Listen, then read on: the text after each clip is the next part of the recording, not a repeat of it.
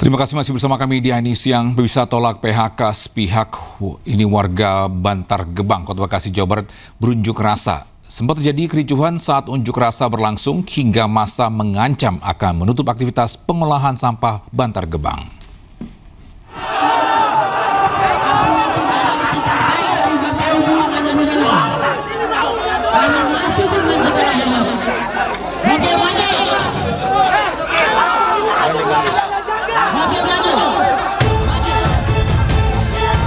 Aksi saling dorong antara warga dengan petugas terjadi di TPST Bantar Gebang, Bekasi, Jawa Barat.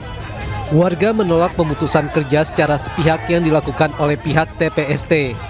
Para pengunjuk rasa yang mayoritas adalah warga sekitar ini merangsek masuk dan menjebol pagar pintu masuk. Mereka membawa spanduk bertuliskan tuntutan, di antaranya menolak sistem outsourcing dan menyerap tenaga kerja lokal.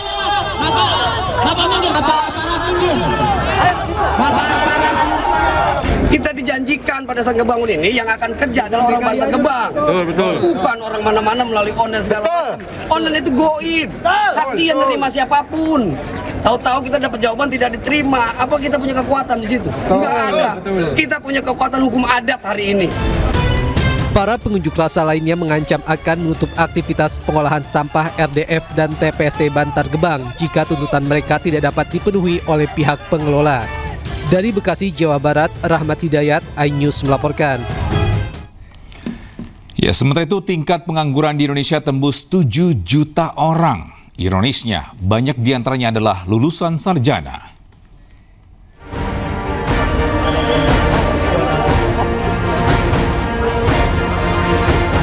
Antrian pelamar kerja terjadi di Cianjur, Jawa Barat.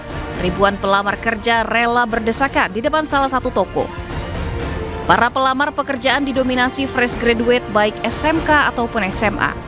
Padahal toko yang berjalan di bidang fashion, makanan, sembako, dan lainnya hanya akan merekrut 50 karyawan.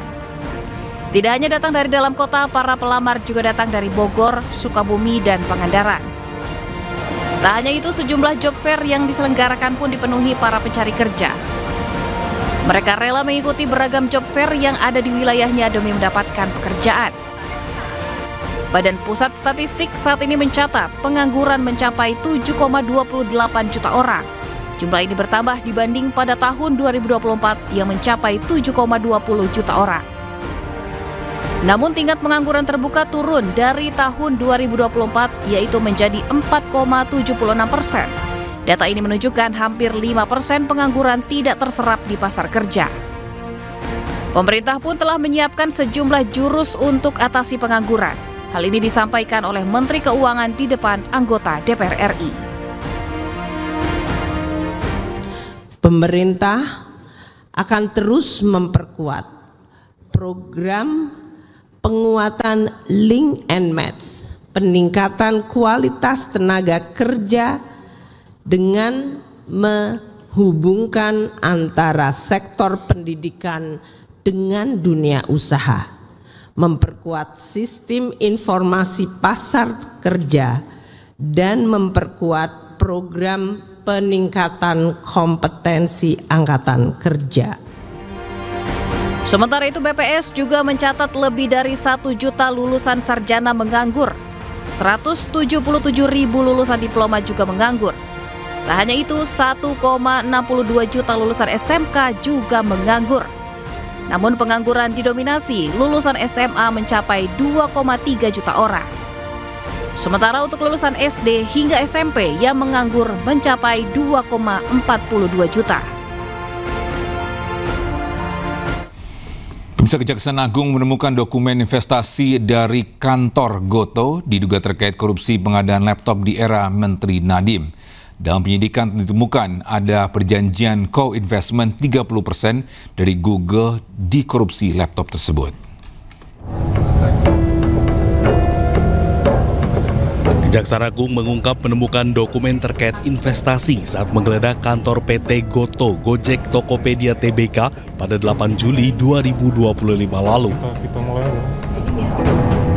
Namun Kapus Penkum Kejagung Anang Supriyanta tidak menjelaskan secara rinci dokumen investasi yang dibawa Kejaksaan Agung tersebut.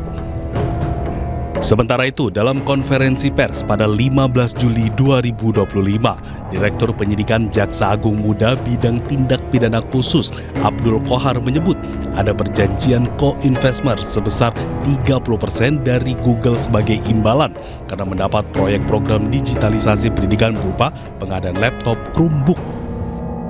Dan jasa terkait dengan Chrome OS. Pada bulan Februari dan April 2020, 6 bertemu dengan pihak Google, yaitu William dan Putri Ratu Alam, membicarakan pengadaan TIK di Kemendikbudristek.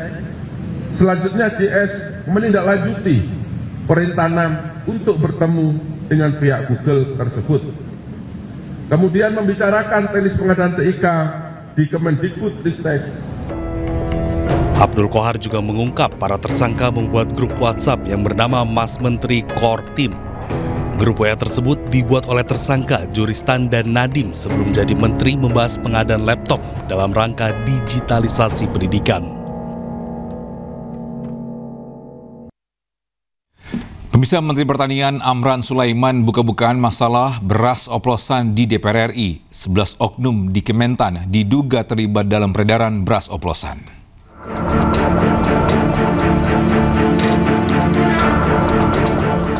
Pemerintah terus mengusut dugaan kecurangan dalam penjualan beras yang diperkirakan telah merugikan masyarakat hingga 99 triliun rupiah per tahun. Praktek beras oplosan ini pun melibatkan sejumlah perusahaan besar. Dalam rapat di DPR RI, anggota DPR meminta Kementan serius tangani masalah beras oplosan. Kementan pun diminta untuk tidak pencitraan.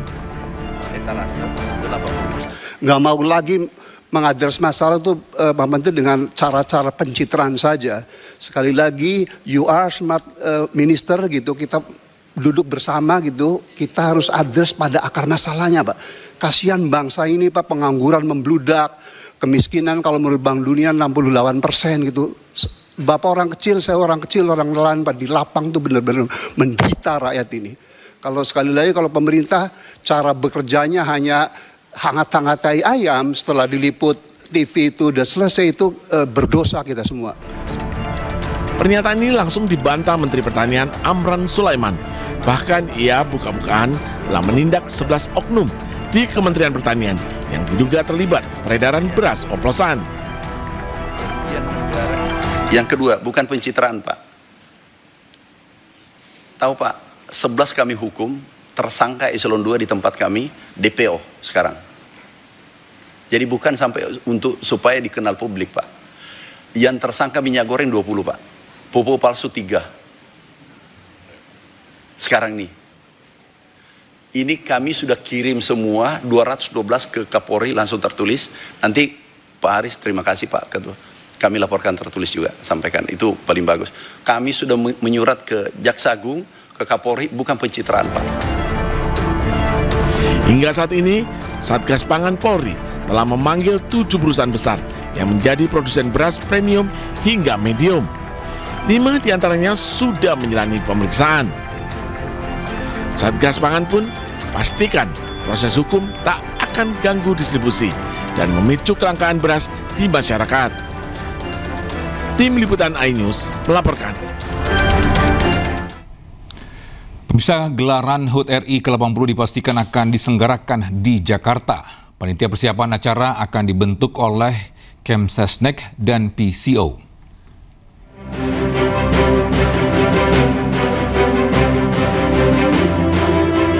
Bila tahun 2024, puncak perayaan ulang tahun Indonesia diselenggarakan di IKN. Berbeda dengan perayaan HUT RI tahun ini. Puncak perayaan ulang tahun Indonesia yang ke-80 rencananya akan digelar di Jakarta. Pernyataan ini disampaikan oleh Kepala Kantor Komunikasi Kepresidenan Republik Indonesia, Hasan Nasbi. Pelaksanaan perayaan 17 Agustus akan dilaksanakan di Jakarta. Panitianya sudah dibentuk. Ya, panitianya sudah dibentuk oleh Menteri Sekretaris Negara, sudah ada, dan PCO juga menjadi bagian dari panitia itu. Mengenai logo dan tema peringatan 17 Agustus tahun ini, perayaan kemerdekaan kita, perayaan 80 tahun kemerdekaan kita, akan segera di launching, ya, dalam waktu dekat. Tanggalnya mungkin nanti kita tunggu saja, tapi pasti dalam waktu dekat akan di launching oleh mungkin di launching oleh Presiden, ya, mengenai logo dan temanya.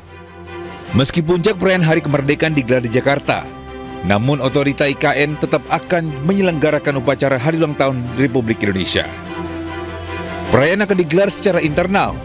Sejumlah perlombaan dan pertandingan pun akan digelar di lapangan Persatuan Sepak Bola Seluruh Indonesia IKN.